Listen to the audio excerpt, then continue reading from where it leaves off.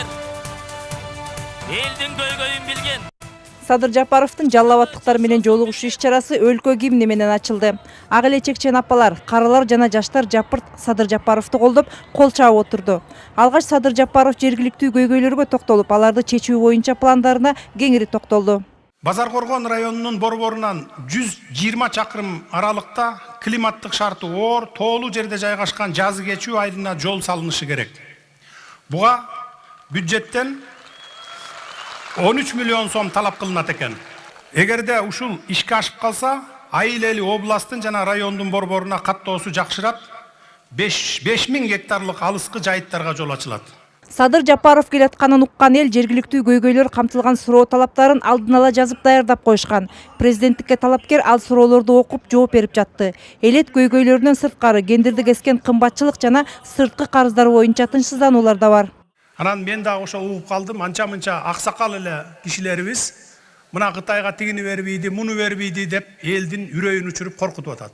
Сураган акчабыздын баарын берип атыптыр. Мына берип келиптир акыркы бир 20-30 жылдан бери.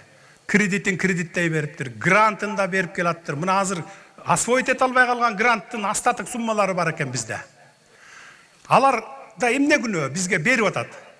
Алып анан жеп койгон өзүбүздүн чоңдордо болуп атпайбы? Жарымын бир ишке салып туруп, жарымын жеп койгон ал өзүбүздө болуп атпайбы күнөөнүн баары тең. Жолугушуу адатка айланган суроо жооптор менен гана чектелген жок. Бүгүнкү иш-чара эл менен жандуу баарлашууга айланды. Ак үйдүн алдындагы тегеренген тосмонун баарын жок кылдыңыз. Бирок сизге айтар эскертер бир сөзүм бар.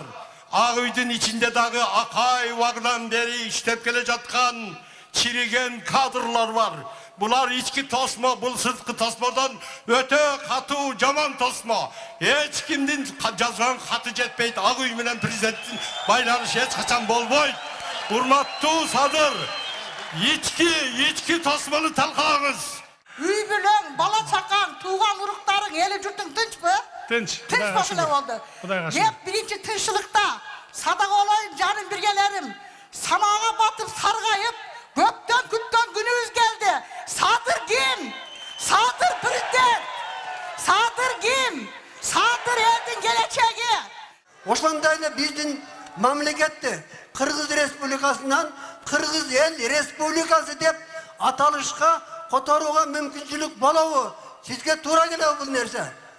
Конституциялык кеңешмеге сунуш жиберели.